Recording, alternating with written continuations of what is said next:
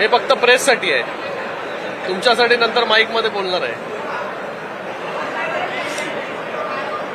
आज संभाजीनगरमध्ये 2 लोकसभा, संभाजीनगर आणि जालना याचा आढावा घेण्यासाठी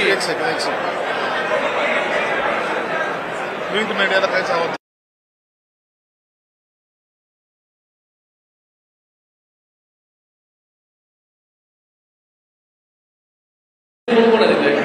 सगळं प्रिंट मीडिया आहे। आता काय करायचं, इलेक्ट्रॉनिक मीडियाने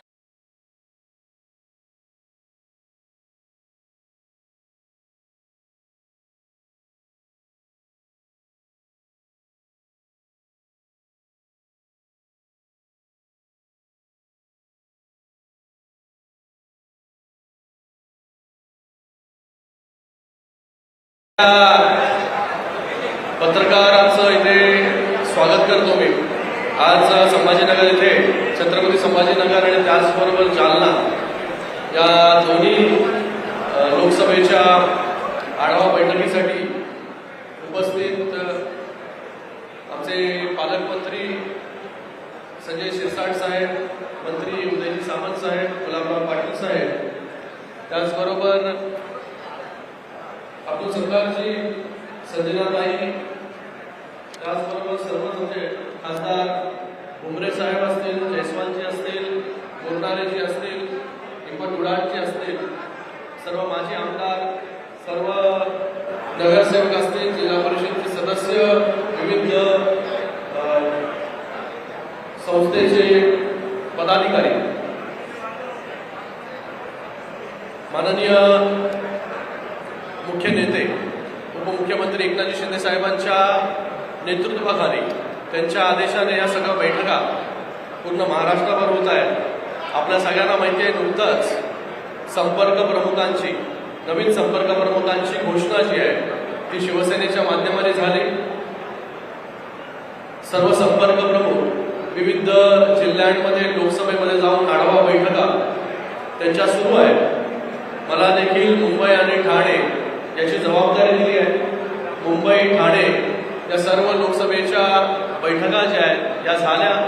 आता महाराष्ट्रभर विविध लोकसभेच्या बैठका घेण्यासाठी सुरुवात ही झालेली आहे। येणाऱ्या काळामध्ये पक्ष संघटना कशा प्रकारे वाढेल, कशा प्रकारे पदाधिकारी काम करतायत, या सगळ्या ज्या निवडणुका झाल्या आता त्या निवडणुकीमध्ये कशा प्रकारे पक्षाचं प्रदर्शन राहिलेलं आहे त्याचा देखील आढावा या बैठकीच्या माध्यमाने होणार आहे। आणि भविष्यामध्ये प्रत्येक पदाधिकाऱ्यापर्यंत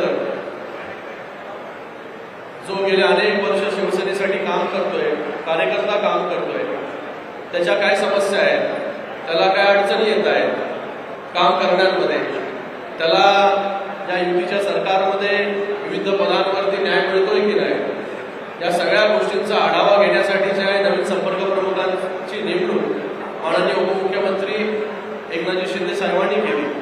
आणि त्या अनुषंगाने सर्व संपर्क प्रमुख विविध जिल्ह्यांमध्ये जाऊन, लोकसभेमध्ये जाऊन संपर्क त्यांनी सुरू केलेला आहे, आढावा सुरू केलेला आहे। आणि आपल्या सगळ्यांना माहिती आहे की SIRचं देखील काम जे आहे, सर्वे जो आहे, मॅपिंग जे आहे हे सुरू आहे। विविध जिल्ह्यांमध्ये ते काम देखील सुरू आहे। हे मॅपिंग सुरू असताना त्या मॅपिंगमधून जे आपले वोटर्स आहेत, जे मतदार आहेत, हे कुठेही गहाळ होता कामा नाही, त्यांची नावं जी आहे ती कट होता कामा नाही, याच्यासाठी देखील विशेष मोहीम, विशेष प्रशिक्षण जे आहे हे पक्षाच्या माध्यमाने कार्यकर्त्यांना देण्याचं काम सुरू आहे। जास्तीत जास्त भर जो आहे हा अर्बन भाग असेल, त्याचबरोबर सेमी अर्बन असेल, जिथे नावं जी आहे ती सापडत नाही अशावरती देखील जास्ती भर आहे। पण त्याचबरोबर पूर्ण महाराष्ट्रामध्ये सगळ्या जिल्ह्यांमध्ये SIRची मॅपिंग चांगल्या प्रकारे झाली पाहिजे, मतदार जे आहे ते कट होता कामा नये, याच्यासाठी देखील विशेष मोहिमेचं सुरुवात पक्षाच्या मार्फत जी आहे ती झालेली आहे। आज इथे आपण पाहता की सगळे मंत्री महोदय आहेत, सगळे आमदार आहेत, या सगळ्यांना कुठली ना कुठलीतरी जबाबदारी जी आहे पक्षाने दिलेली आहे। तर संपर्क प्रमुख म्हणून मी आणि आम्ही सगळे लोक जे आहोत येणाऱ्या काळामध्ये या महाराष्ट्राच्या विविध विधानसभा असतील, लोकसभा असतील, जिल्हा परिषद गट असतील, पंचायत समिती असतील, आज सुरुवात फक्त केलेली आहे लोकसभा न्याय बैठका घेण्यासाठी. भविष्यामध्ये या बैठका ज्या आहेत ते वाढतील, वारंवार ज्या आहेत बैठका होतील, विधानसभेच्या लेवलला होतील, जिल्हा परिषदला होतील, पंचायत समितीला देखील होतील. पक्ष जो आहे हा तळागाळामध्ये कसा पोहोचेल, कशा प्रकारे प्रत्येक गावागावापर्यंत पक्ष पोहोचेल याच्यासाठी ही मोहीम जी आहे ती सुरुवात केलेली आहे.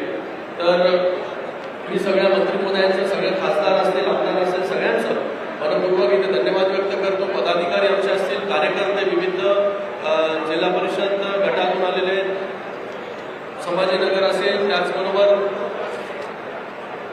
जालना असेल, या दोन्ही जिल्ह्यातील सर्व कार्यकर्त्यांचा देखील इकडे धन्यवाद व्यक्त करतो की मोठ्या संख्येमध्ये हे सर्व कार्यकर्ते या ठिकाणी उपस्थित झालेले आहेत. आणि त्याचबरोबर आपल्याला सगळ्यांना माहिती आहे की पद्मविभूषण, महाराष्ट्र भूषण आशाताई भोसले यांचं नुकतंच जे आहे हे निधन झालेलं आहे.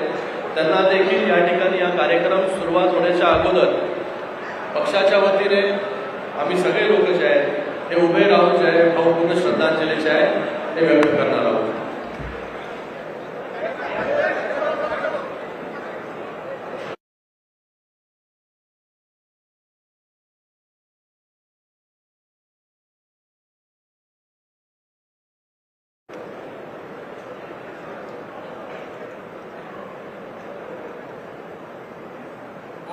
शांती शांती शांती. गुलाबराव विसरले का तुम्ही? तुम्ही आता आढावा बैठक घेत आहे. छत्रपती संभाजीनगर तालुक्याकरता महापालिकेमध्ये फारसं यश मिळालं नाही. जिल्हा परिषदेमध्ये यश मिळवूनही सत्तेत सहभागी होता आला नाही. त्याचाही सगळ्यांचा आढावा घ्यावे लागणार आहे. सगळ्यांचा आढावा जो आहे आज या बैठकीच्या माध्यमाने या ठिकाणी होणार आहे. मगाशी मी बोलताना म्हणालो की ज्या निवडणुका झालेल्या आहेत त्या निवडणुकीमध्ये प्रदर्शन कसं झालेलं आहे, कशा प्रकारे किती जागा तिथे निवडून आल्या आहेत, काय कारण आहे, या सगळ्यांचं जे आहे उहापोह या बैठकीच्या माध्यमाने. म्हणून आज कार्यकर्त्यांना इथे बोलवलेलं आहे. इथे कुठला भाषणाचा कार्यक्रम होणार नाही, वन वे डायलॉग होणार नाही, इथे टू वे डायलॉग जो आहे तो कार्यकर्त्यांच्या काय अपेक्षा आहेत, कार्यकर्त्यांचं काय म्हणणं आहे, या सगळ्या गोष्टींमध्ये कार्यकर्त्यांशी बोलणं जे आहे, संवाद जो आहे तो या ठिकाणी होणार आहे. मराठवाडा हा शिवसेनेचा बालेकिल्ला होता. ते सगळ्या स्तरावर तुमची सत्ता होती. आज जिल्हा परिषदमध्ये तुमची सत्ता नाही आहे, महापालिकेत महापौर तुमचा बसू शकलेला नाही आहे. हे सगळं होत असताना जो अंतर्गत संघर्षाची नेहमी चर्चा असते जिल्ह्यात, तो संपवण्यात तुम्हाला यश का येत नाही आणि त्यासाठी काय करणार? तर त्यासाठीच आज आम्ही इथे जी बैठक घेतोय, आज सगळेच जिल्ह्याचे नेते जे आहेत या ठिकाणी उपस्थित आहेत आणि सर्व कार्यकर्ते देखील उपस्थित आहेत.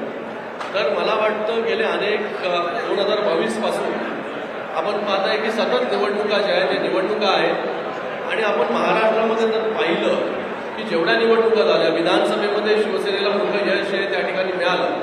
त्याचबरोबर नगरपालिकेच्या निवडणुका असतील, त्या नगरपालिकेच्या निवडणुकीमध्ये यश मिळालं. जिल्हा परिषदमध्ये मोठ्या प्रमाणामध्ये जागा कमी लढलो, पूर्ण महाराष्ट्राचं बोलतोय मी, तिथे देखील जागा ज्या आहेत त्या जिल्हा परिषदेमध्ये शिवसेनेच्या चांगल्या आल्या.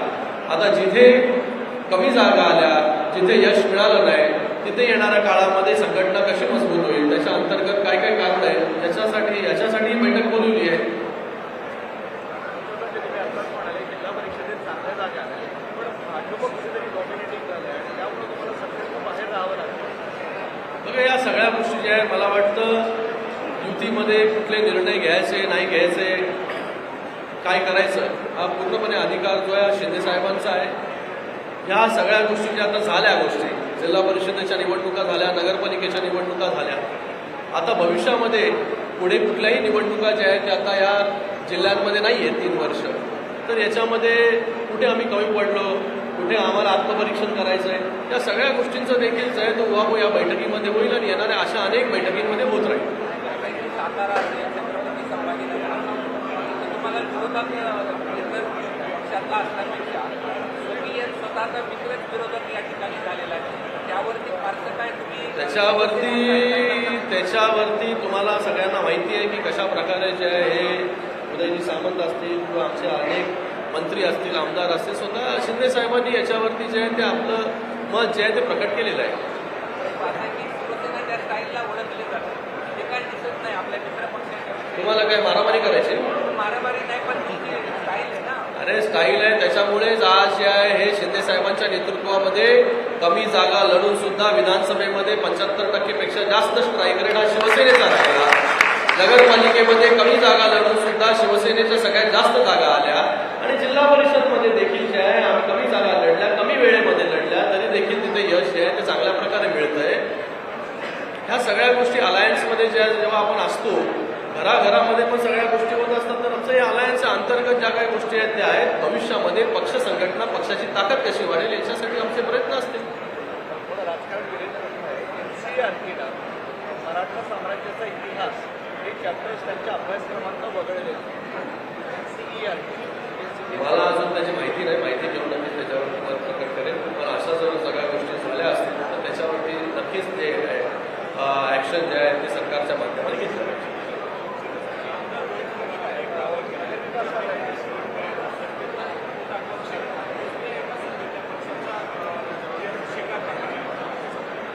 तर त्यांना विचारलं पाहिजे तुम्ही की कोणाबद्दल बोलताय. आणि बघा कोण काय ट्विट करतं. आता मला वाटतं ट्विट कोण करतं, कोण काय बोलतं, कोण काय बातमी सोडतं, त्याच्यावरती जे आहे ते आता बातम्या व्हायला लागल्या. तुम्हाला पण विनंती करायची आहे, निवेदन आहे की आपण जे आहे ते शहानिशा केल्याशिवाय किंवा जी इत्तमभूत बातमी आहे ती मिळाल्याशिवाय जे आहे ते बातम्या जे आहेत त्याच्यासाठी आपण थोडी कोण काय बोलतंय त्याच्यावरती रिॲक्ट करायला थोडी बसलो इकडे.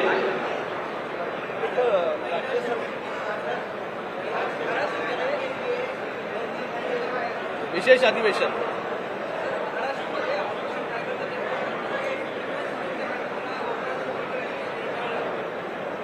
मला माहिती नाही. आम्ही जो प्रवासामध्ये होतो तिथे काय झालं त्याची माहिती मला नाही. ऑपरेशन टायगर बाबत थोडी माहिती आहे.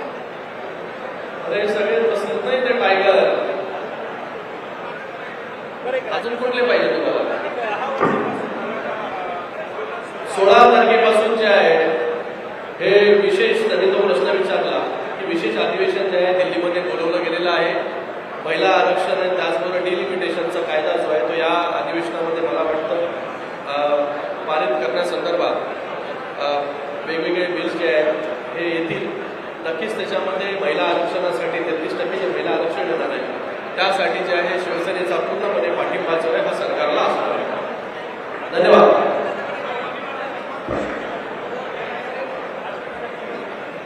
सेम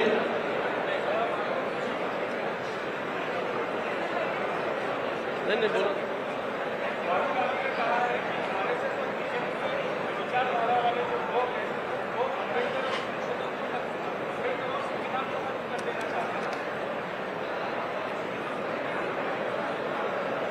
डॉक्टर बाबा साहब अम्बेडकर जी ने जो संविधान लिखा वो संविधान का पालन करने का काम जो है एनडीए की सरकार के माध्यम से हो रहा है. इसलिए आने वाले 16 तारीख को जो बाबा साहब अम्बेडकर भी कहते थे कि महिलाओं को इक्वल अपॉर्चुनिटी मिलना चाहिए हर जगह पर, उसका पालन करने का काम किसने किया? 33% आरक्षण देने का काम हमारी सरकार ने इसके पहले ही कर चुका है. पॉलिसी बिल जो है लेकर आए हैं. आने वाले 16 तारीख को 2029 से महिला आरक्षण कैसे लागू होगा इसके ऊपर जो है ये बिल आ रहा है. तो महिला आरक्षण देने के लिए कांग्रेस ने कभी पहल नहीं की. ये पहल जो है ये हमारी सरकार ने की. तो वो क्या बोलते हैं उसको भी मतलब नहीं. अभी इलेक्शन शुरू हुआ, इलेक्शन में कौन क्या बोलेगा इसके ऊपर हर चीज़ पर जो है उत्तर नहीं दे सकते.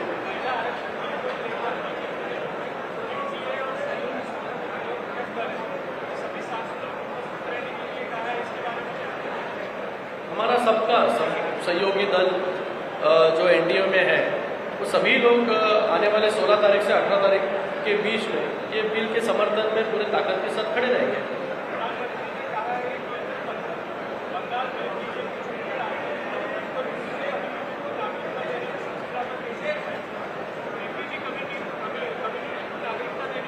कौन बोला? मोदी जो हमारे प्रधानमंत्री नरेंद्र मोदी जी ने कहा है वो सभी चीज़ें पूरा करने का काम जो है उन्होंने इससे पहले भी किया है. राम मंदिर का विषय हो, ट्रिपल तलाक का विषय हो, महिला आरक्षण का विषय हो, 370 का विषय हो, सभी चीज़ें की. आने वाले समय में जो कुछ हमने कमिटमेंट किए उसे पूरा करने का काम हम लोग करेंगे.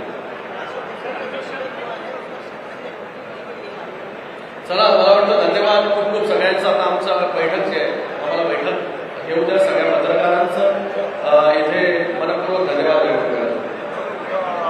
सर्व